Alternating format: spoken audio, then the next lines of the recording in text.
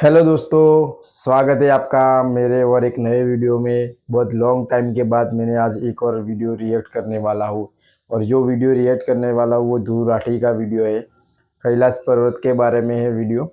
तो हम video react करेंगे कि क्या क्या उसमें बताया जाता है, ठीक है। क्योंकि ध्रुव राठी का वीडियो बहुत ही ज़बरदस्त रहता है। और अभी तो उनका वीडियो जो अभी आता है जो मिलियन में व्यूज़ जाते हैं, ठीक है। तो इसके बारे में हम अभी वीडियो देखेंगे और क्या बताया है कैलाश पर्वत के बारे में देखते हैं। मेरा नाम हार्दिक है और स्वागत है आपका मेरे चैनल में। दोस्तों, साल 1999 रशिया के डॉक्टर एंस मुर्दाशेव अपनी टीम के साथ तिब्बत पहुंचते हैं। यहाँ ये आए थे एक एक्सपीडिशन पर, दुनिया के सबसे मिस्टीरियस पहाड़ की खोज में, कैलाश पर्वत। अच्छा।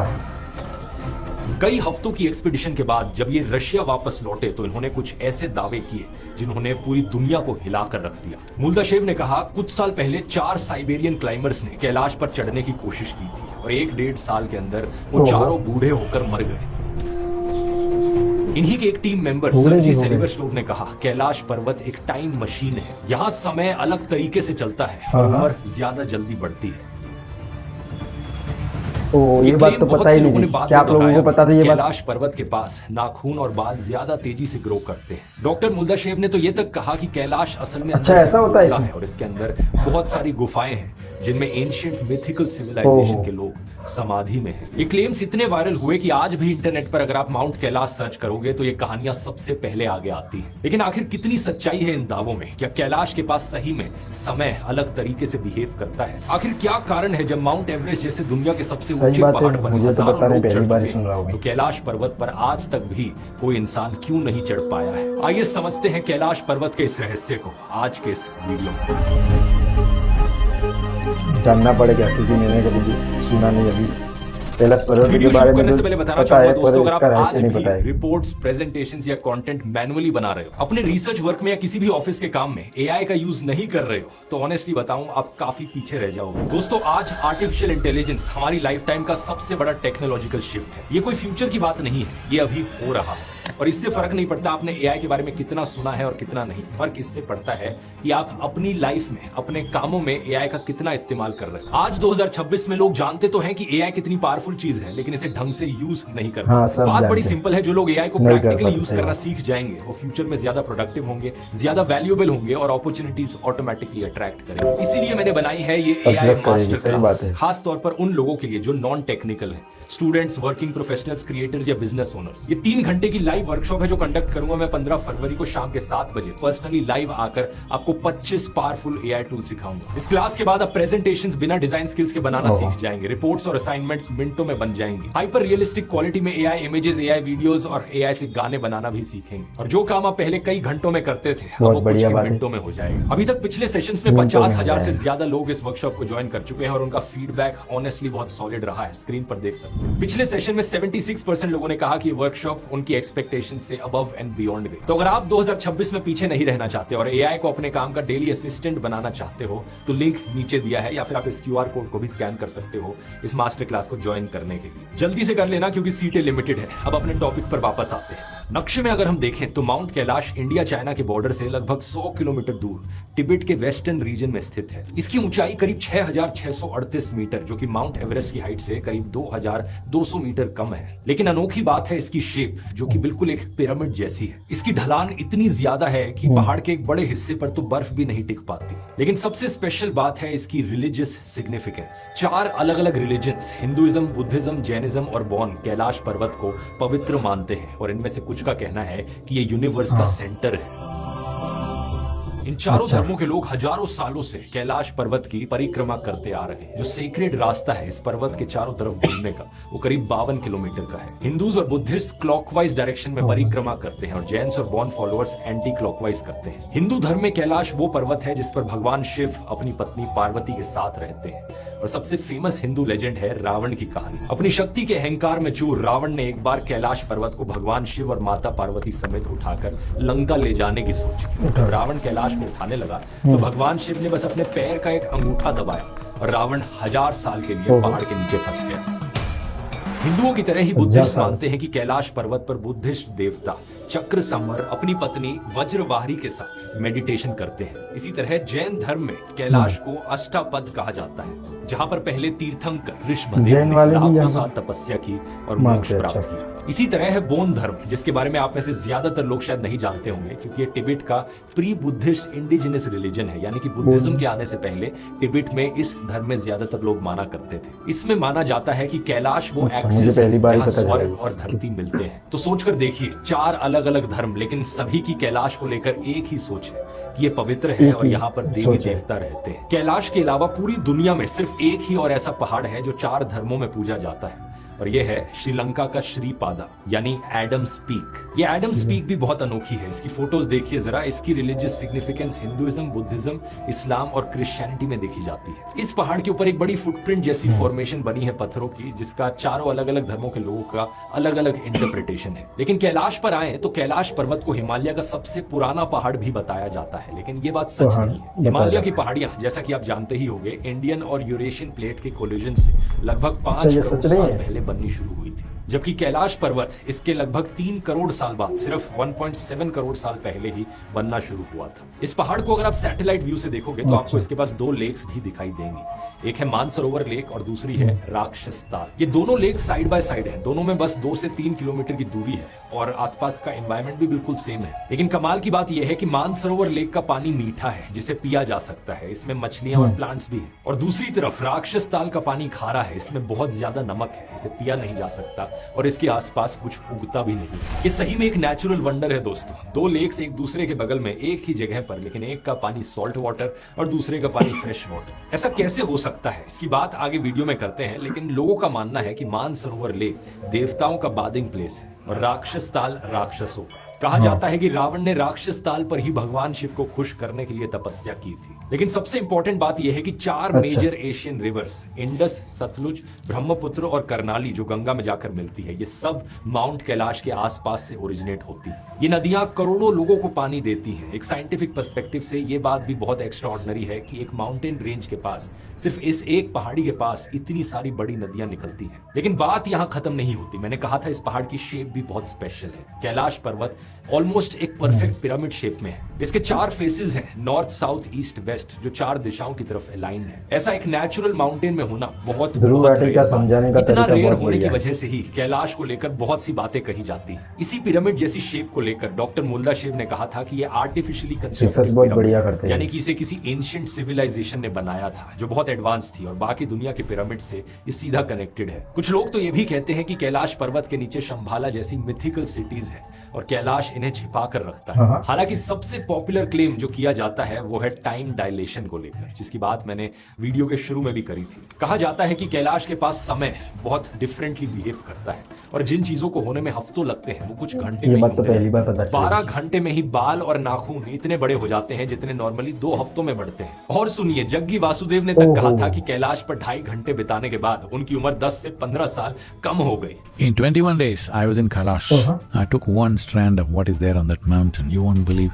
In 2.5 hours, I was almost 10 to 15 years younger. अब जब आप किसी से इन क्लेम्स के पीछे साइंटिफिक एक्सप्लेनेशन मांगते हो तो वो लोग रीजन देते हैं कि इसमें कॉस्मिक एनर्जी है। किसको पता थी ये बात, जरूर बताना कमेंट में। जहां टाइम और स्पेस के रूल्स अप्लाई ही नहीं होते। कुछ लोग तो ये भी कह देते हैं कि कैलाश असल में एक दूसरी दुनिया और डायमेंशन में जाने का गुप्त द्वार है और इसी कारण से टाइम यहाँ बड़े डिफरेंटली बिहेव करता है। इंटरनेट पर आज के दिन ऐसे क्लेम्स बहुत ज्यादा सर्कुलेट होते हैं और कुछ लोग सबूत के तौर पर यह भी कह देते हैं कि कैलाश की पोजीशन धरती के नक्शे में मैथमेटिकली परफेक्ट है। दावा किया जाता है कि कैलाश पर्वत नॉर्थ पोल से एग्जैक्टली 6,666 किलोमीटर दूर है।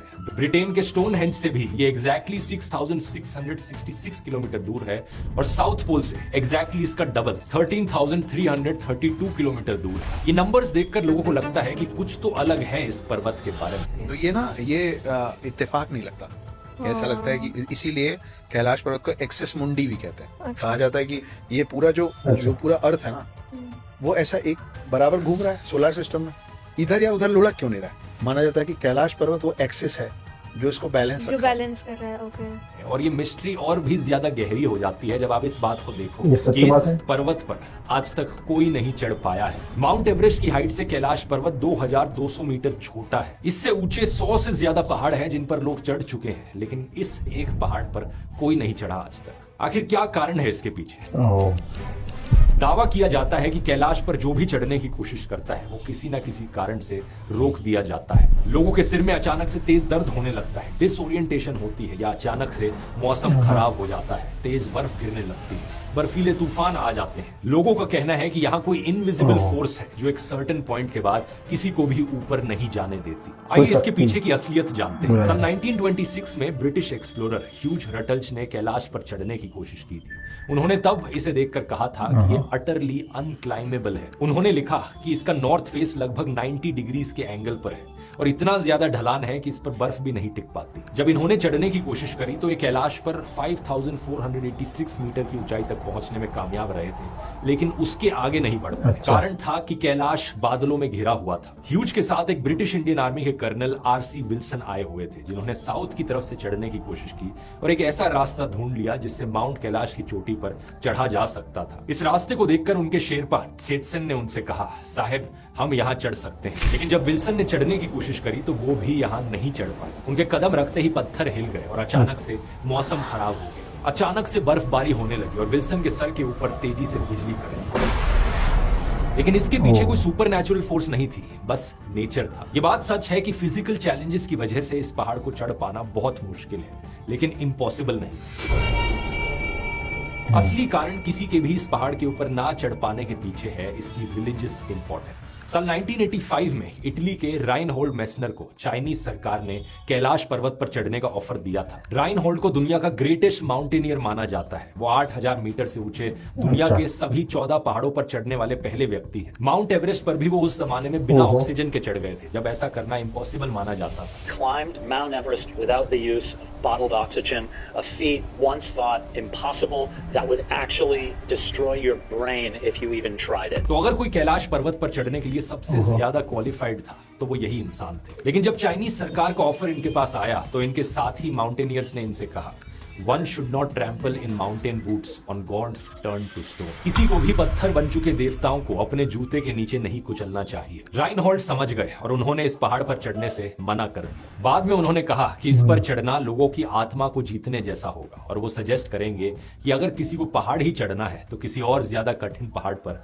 चढ़ा जाए। इसी तरह ब्रिटिश एल्पाइन क्लब के प्रेसिडेंट रहे डूक स्कॉट का भी कैलाश पर्वत को लेकर कहना था कि ये कोई बहुत डिफिकल्ट पहाड़ नहीं है, लेकिन कैलाश पर चढ़ने के बारे में सोचना भी उस चीज को नीचा दिखाना होगा जिसे लोग पवित्र मानते हैं। साल 2001 में स्पेनिश क्लाइंबर जीसस मार्टिनेज नोवास को चाइना से कैलाश क्लाइंब करने की परमिशन मिल गई थी, लेकिन इस बात को लेकर इतना भारी प्रोटेस्ट हुआ कि नोवास ने अपनी एक्सपीडिशन कैंसिल कर दी और चाइनीज सरकार ने इंटरनेशनल प्रेशर के चलते कैलाश में क्लाइंबिंग पर परमानेंट बैन लगा दिया। सही सुना आपने, साल 2001 के बाद से इस पहाड़ पर क्लाइंब करना वैसे भी अलाउड नहीं है लीगल। इतिहास में सिर्फ एक ही इंसान है जो कैलाश पर्वत पर चढ़ पाए हैं और वो भी बुद्धिस्ट लेजेंड। कहा जाता है कि मिलारेपा की बोन धर्म के गुरु नरोवान से कैलाश पर्वत पर अधिकार को लेकर बहस हो गई। तय हुआ कि दोनों में से जो पहले कैलाश पर पहुंचेगा कैलाश उसी का होगा।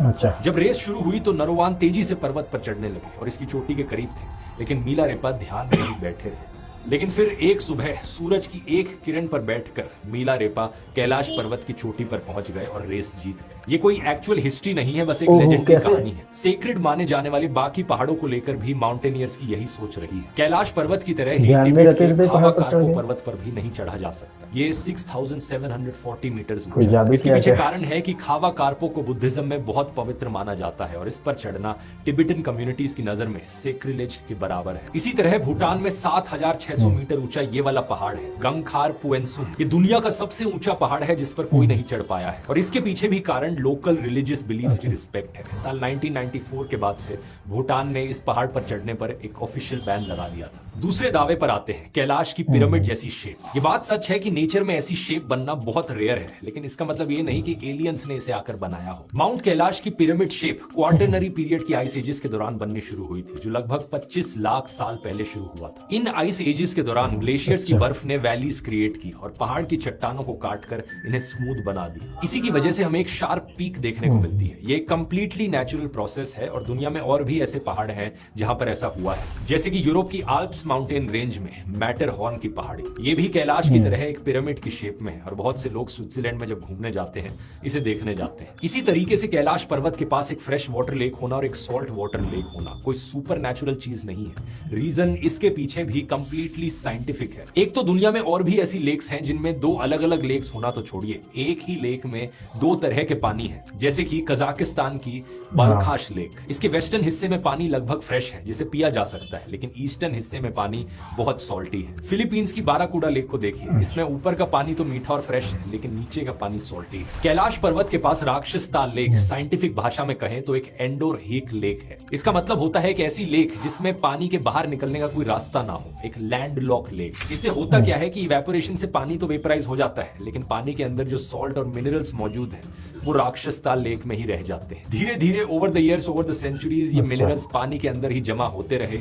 इनकी कॉन्सेंट्रेशन बढ़ती रही और यहाँ का पानी बहुत ज्यादा सॉल्टी बन गया। और क्योंकि इतने सॉल्टी पानी में कुछ उगता नहीं, कोई मछलियां नहीं रहती, इसलिए यहाँ पर कोई जीवन भी नहीं देखने को मिलता। लेकिन दूसरी तरफ मानसरोवर लेक का पानी ओवरफ्लो होकर राक्षस ताल आता रहता है। इससे पानी के साथ साथ मिनरल्स भी आते हैं और मानसरोवर के पानी में मिनरल्स का कंसंट्रेशन नहीं बढ़ता। और यहाँ सिर्फ एक ऑल्टीट्यूड डिफरेंस है इन दोनों के बीच में। पानी हमेशा एक दिशा में ही बहकर आता है, इससे राक्षस ताल में और भी ज्यादा मिनरल्स इकट्ठे होते रहते हैं और पानी और ज्यादा खारा बनता है। अब आते हैं टाइम डायलेशन पर दोस्तों। क्या कैलाश पर्वत पर समय अलग तरीके से चलता है? आप गेस कर ही चुके होंगे, इसका जवाब है ऑब्वियसली नहीं। एल्बर्ट आइंस्टाइन की थ्योरी ऑफ रिलेटिविटी के मुताबिक टाइम को केवल दो चीजें इफेक्ट कर सकती हैं, स्पीड और ग्रेविटी। लेकिन कैलाश पर्वत के पास ना तो स्पीड ज्यादा है और ना ही ग्रेविटी में कोई ज्यादा फर्क है। लोग दावा करते हैं कि इस पर्वत के पास नाखून और बाल तेजी से बढ़ने के पीछे एक स्ट्रॉन्ग मैग्नेटिक फोर्स होगी, लेकिन आज तक इसका कोई भी सबूत नहीं मिला है कि कैलाश पर कोई भी यूनिक मैग्नेटिक फोर्स मौजूद है। एक्चुअली में इसका भी कोई सबूत नहीं है कि इस पर्वत के पास नाखून और बाल तेजी से बड़े होते हैं। असल में ये सारे टाइम डायलेशन के दावे एक ही सोर्स तक ट्रेस किए जा सकते हैं, डॉक्टर मूलदा शेख। वही इंसान जिनकी कहानी मैंने आपको वीडियो के शुरू में बताई थी। जानते हो ये कौन थे? ये कोई फिजिसिस्ट या जियोलॉजिस्ट नहीं थे, बल्कि एक आई सर्जन थे, आंखों के डॉक्टर। कैलाश को लेकर इन्होंने जो भी दावे किए थे उन्हें किसी भी पीयर रिव्यूड साइंटिफिक जर्नल में पब्लिश नहीं किया गया है। यहाँ तक कि किसी भी साइंटिस्ट ने उनके दावों को सही नहीं पाया है आज तक। मूलदा शेख किस टाइप के इंसान थे आप इस बात से अंदाजा लगा सकते हो कि वो मानते थे कि मरमेड्स और वैम्पायर्स सच में एग्जिस्ट करते हैं। उन्होंने रोमेनिया के देश में वैम्पायर ड्रैकुला का असली महल ढूंढने का दावा भी किया था, जो उनके मुताबिक अंडरग्राउंड था। इसके अलावा वो चार्ल्स डार्विन की थ्योरी ऑफ एवोल्यूशन को भी बकवास बता चुके हैं और ये भी दावा कर चुके हैं कि इंडिया में ऐसे सुपर ह्यूमंस रहते हैं जो टेलीपैथिकली कम्युनिकेट कर सकते हैं। जो इंसान इस तरीके के साइंस फिक्शन वाले दावे करता हो जो बच्चों की कहानियों में होते हैं, उस इंसान पर आखिर कैसे यकीन किया जा सकता है? मूलदा शेख के दावे इतने कॉमेडी हैं कि रशिया में उनकी थ्योरीज को डिबंक करने के लिए एक पूरी किताब एंटी मूलदा शेख पब्लिश हुई थी। लेकिन अनफॉर्चुनेट बात यह है दोस्तों कि हमारे इंडिया में खुद ऐसे बहुत सारे मूलदा शेख घूम रहे हैं जो पॉडकास्ट में आकर ऐसी अजीबोगरीब बातें करते हैं और बच्चों की कहानियों को सच बताते हैं। तो बोलते रहते हम चढ़ जाएंगे, तो बोला कि आधे रास्ते में ऐसा लगा कि कोई है कोई शक्ति जो इशारे से बोल रही कि वापस। कैलाश पर्वत के ऊपर एक सीढ़ी है जहाँ से उतर के आ रहा है। Kailash is neither in the earth, neither in the heaven. Kailash is the only place where Shivji lives, where you can go in the physical form and come back. बहुत सारे लोगों ने पिछले कुछ सालों में अलग अलग पॉडकास्ट पर जाकर ये बकवास फैलाई है। मूलदा शेख की अनप्रूवन थ्योरीज को फैक्ट्स की तरह दिखाया है सिर्फ और सिर्फ यूट्यूब पर व्यूज के लिए। In 2.5 hours, I was almost 10 to 15 years younger. वो कहानी जो मैंने आपको वीडियो के शुरू में बताई थी साइबेरियन क्लाइंबर्स की, वो 1-2 साल में बूढ़े होकर मर गए, ये भी कंप्लीटली फिक्शनल कहानी है। कौन ये साइबेरियन क्लाइंबर्स थे? क्या इनकी एज थी? क्या इनके नाम थे?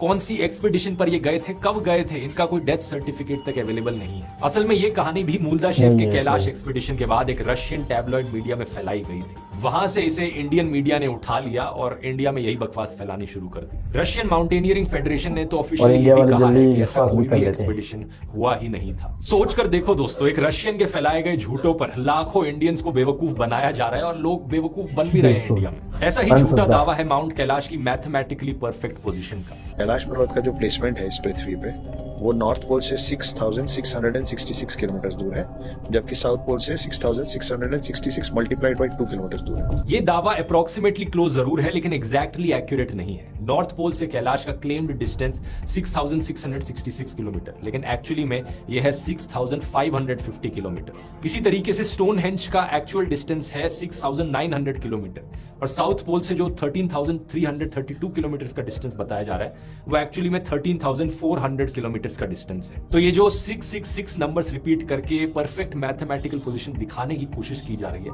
ऐसा असली में है नहीं। और पहाड़ को चढ़ने पर जो सिरदर्द, कंफ्यूजन और डिसओरिएंटेशन देखने को मिलता है, उसके पीछे कोई सुपरनैचुरल फोर्स नहीं है, उसके पीछे रीजन है ऑल्टीट्यूड। 4000 मीटर से ऊपर जाने पर कई लोगों को ऐसा फील होता है क्योंकि ऑक्सीजन एक्चुअली में कम हो जाती है। ऑक्सीजन की कमी के कारण दिमाग में सूजन आ जाती है, जिसकी वजह से तेज सिरदर्द होना, कंफ्यूजन, हेलुसिनेशंस जैसी दिक्कतें आ जाती हैं। इंटरनेट पर एक ये भी क्लेम सर्कुलेट किया जाता है कि नासा ने माउंट कैलाश में स्ट्रेंज एनर्जी फील्ड्स डिटेक्ट करी। इसके अलावा जब नासा रिसर्च करती है तो उन्हें यह पता चलता है कि माउंट कैलाश के अंदर कुछ तो मैग्नेटिक फील्ड है, और वो मैग्नेटिक फील्ड नॉर्मल नहीं है, वो मैग्नेटिक फील्ड बहुत ज्यादा है। अगर मैं आपको वैल्यूज में बताऊं तो उस मैग्नेटिक फील्ड की वैल्यू आई 3000 से 8000 नैनो टेस्ला ज्यादा as compared to other. NASA के टेरा स्पेसक्राफ्ट ने 20 जनवरी 2003 को कैलाश की एस्टर इमेजेस ली थी। एस्टर का full form advanced spaceborne thermal emission and reflection radiometer. Images में 14 स्पेक्ट्रल बैंड्स यूज हुए, विजिबल से थर्मल इंफ्रारेड तक, लेकिन नासा की वेबसाइट पर यहाँ कोई भी एनोमली मिलने का दावा नहीं किया गया है। कैलाश की फोटो भी ऐसी ली गई है जैसे जनरली पहाड़ों की फोटो ली जाती है। नासा को यहाँ एक्चुअली में कोई भी अनयूजुअल एनर्जी होने का कोई एविडेंस नहीं मिला है। लेकिन इन सब चीजों का मतलब ये नहीं दोस्तों कि कैलाश पर्वत एक एक्स्ट्रा ऑर्डिनरी पहाड़ नहीं है। सोचकर देखिए, इंसानों ने कहा पहाड़ों से लेकर समुद्र तक,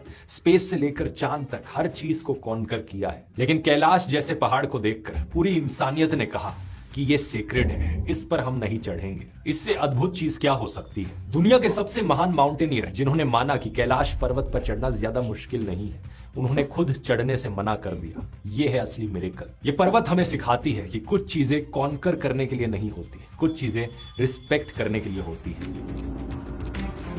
अगर ये वीडियो पसंद आया दोस्तों तो AI मास्टर क्लास को ज्वाइन करने का लिंक नीचे डिस्क्रिप्शन। तो दोस्तों कैसा लगा वीडियो? मुझे तो बहुत ही बढ़िया मजा आया, और बहुत बातें समझ में भी आई, और बहुत बातें जो पता नहीं थी वो भी पता चली आज, क्योंकि मुझे इतना ज़्यादा नॉलेज नहीं था कैलाश पर्वत के बारे में। शायद आपको भी नहीं पता होगा इसके बारे में। अगर वीडियो अच्छा लगा हो तो सब्सक्राइब जरूर करना, और लाइक भी करना, और शेयर जरूर करना, ताकि लोगों तक और नॉलेज पहुँच पाए। और ध्रुव राठी का समझाने का तरीका भी बहुत बढ़िया है। ठीक है, तो अगर आपको अच्छा लगा है तो वीडियो जरूर लाइक करना, ठीक है, और फॉलो भी कर लेना। चलो मिलते हैं फिर अगले वीडियो में।